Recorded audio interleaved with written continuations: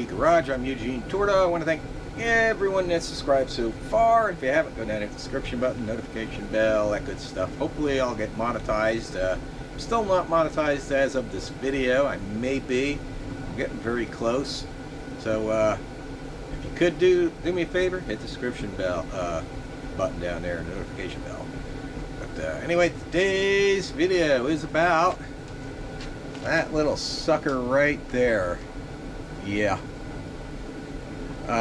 This, if you're wondering what it is a pin that goes in the steering column tilt mechanism. That's what controls it. Well, that's what the tilt mechanism pivots on, and it goes into the housing. And what happens is the housing wears out. Now, there's a couple of people that sell these in oversized. I could have just went on my lathe and made one. I decided to buy one and try it out. I think it was like 30 bucks. I think it's 20, and then shipping comes to like $30. I'll leave a link where I got it from. But a lot of GM vehicles going way back till these series of Corvettes, the C4 Corvettes, use these pins. So it's a pretty common pin, and it's a pretty common problem. So let me go inside the car and I'll show you what this is all about. Alrighty, I'm inside the car, and I already got the airbag off and the steering wheel. I'm going to go into more depth in here. This is actually a retake on this section of the video. This is already together. I already got it all in. But anyone's familiar with this type of tilt steering on Corvettes and other GM products, it will, if you can grab the wheel and go down like this towards the left. I can't demonstrate that now because I already have it done, and I had to redo this section of the video. But what happens is the pin, not the pin wears, the housing wears. This is the original pin, and I got the screw in it. I'm going to leave info what size screw that is. And they used to make a special puller for this, for pulling it out. If this is worn, you don't need that puller. All you got to do is, while you're pulling this out, just wiggle the shaft in the direction down, up and down, and it will wiggle out. This one came right out after wiggling. It took some wiggling, but it took him out. But anyway, what I need to do is, on different years, it's going to be different. Like 84 through 89 Corvettes, they had the telescoping steering system, and they didn't have the airbag, of course. 90 was the first year for the airbag, and so that's going to be different. So you're going to have to do a little research on how to take this housing on. This is like a die-cast housing right here. Now, it's quite possible you could, let me see if I can get a shot, get this off. It's quite possible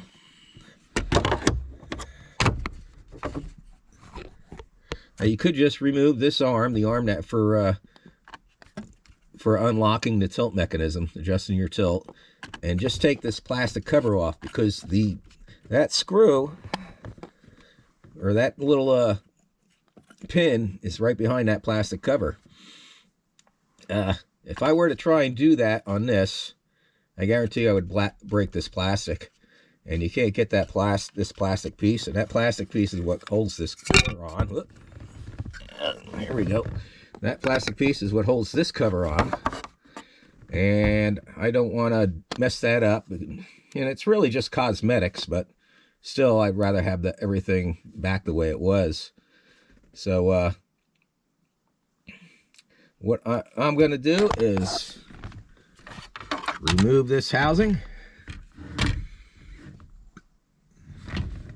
And when I remove the housing, I'm going to take that C-clip off. This comes out. You got to make sure this stays clocked right. If for some reason it doesn't get clocked right, that's no biggie. There's a little latch on the back. You just press that and you can reclock it. Basically, you want that and that nab to line up. But this has to be removed. The stalk for the tilt steering. This has to be removed. This just pops out. This you have to unscrew.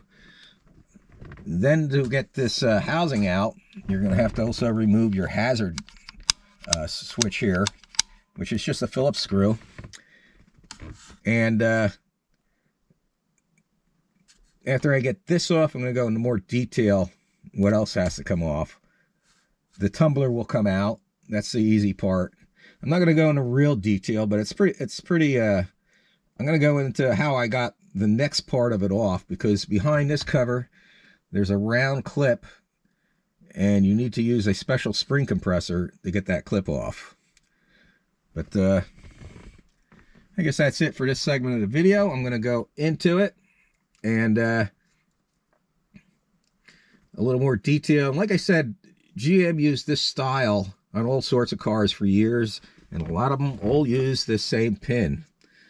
Like I said, I'm going to leave links down in the description box to where to get them. There's a couple different places you can get them. So I guess we'll get into it.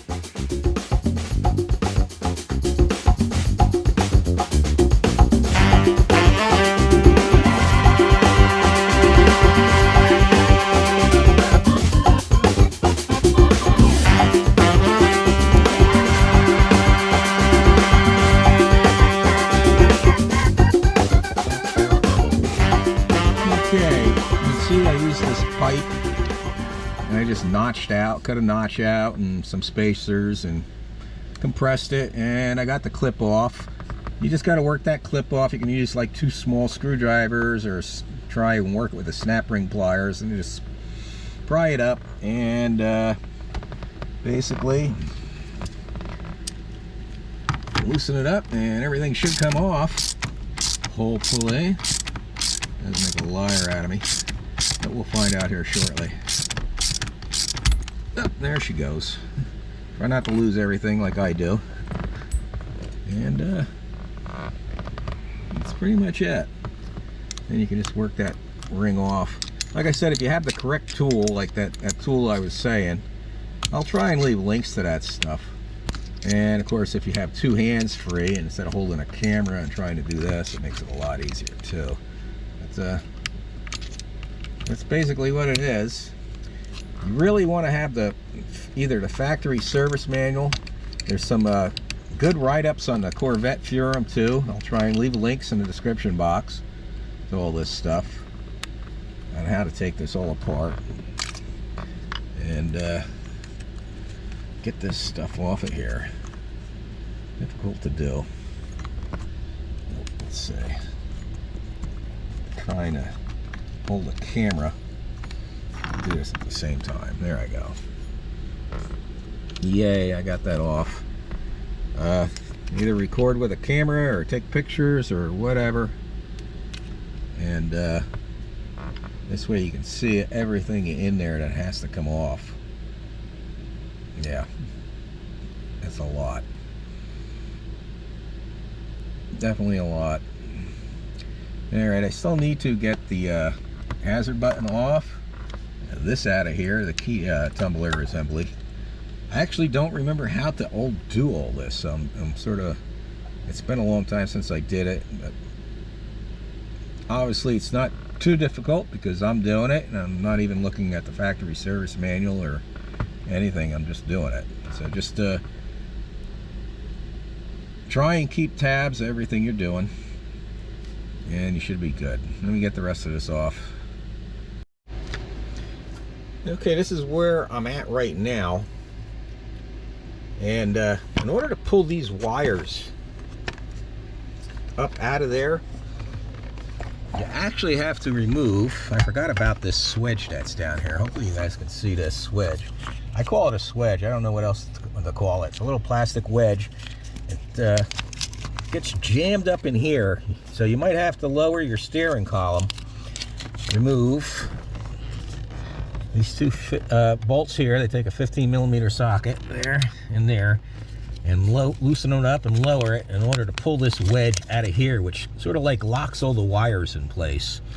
I now know I need to, like I said, it's been a while since I've done this.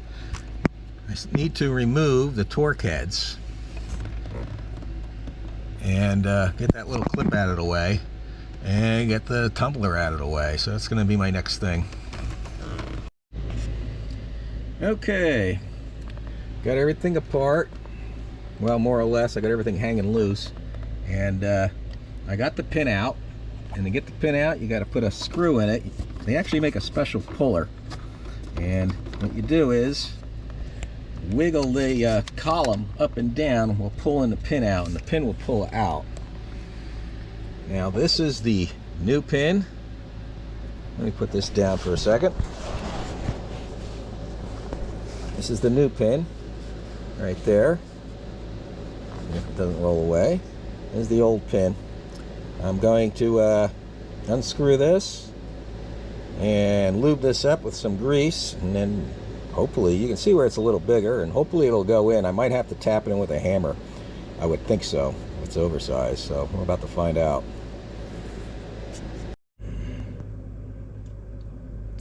Okay, the new pin is in, and I had to hammer the hell out of it, and it's still sticking out like a 32nd thousandths of an inch, I guess it would be. That's as far as I can get it to go. That being said, there is absolutely no play in this whatsoever, and it does move freely up and down. I'd show you, but I can't hold the camera and do this at the same time. Here, maybe I can get it to pop up. Let's see. Yep, there it goes. Yeah, it does go up and down, and there's no play. I did run into one small disaster. When I was removing these screws, these are the screws that hold this cast housing in. I guess it's pot metal that holds all the electrical components, the switches and stuff. The threads actually came out with them. Let me see if I can show you.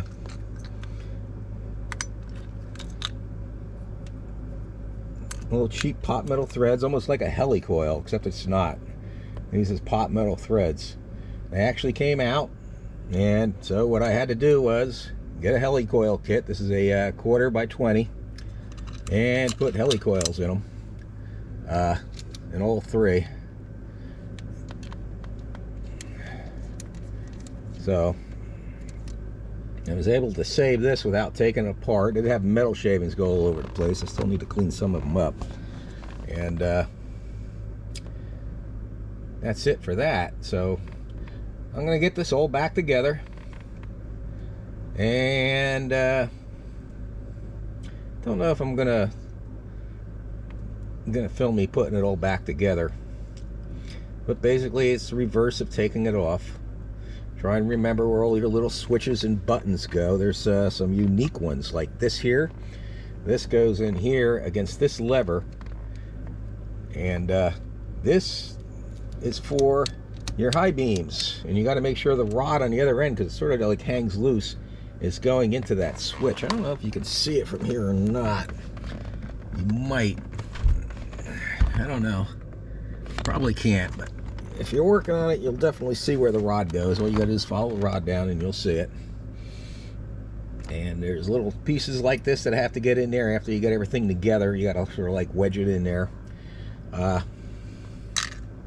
One thing I want to make a thought of is this plastic piece. Because of the way it's wedged in there, you can't really get it off. If I could have gotten this off without taking this housing apart, I would have, but they got it in there pretty good. You can see how much these lips go inside the housing and everything. That being said, this little piece here, I might actually take a chance. This little square right here, if I were to do this again, I might take a chance and cut that out with a Dremel motor tool, this little square, because right behind that square is where that pin is. Cut that section out. If I were to do this again, I might actually do that in order to save all my trouble. Take a little cut-off wheel and Dremel motor tool and chance cutting that little plastic piece out, and I'd be able to pull that pin out without taking all this apart, and it would have saved me a lot of aggravation. But that's food for thought. Do it at your own risk if you do it. Now it's time for me to get everything back together, and hopefully I'll remember where everything goes. I think I do. I'll figure it out. Well, we'll go back and watch the video, worst case. I don't know. Or look at photos.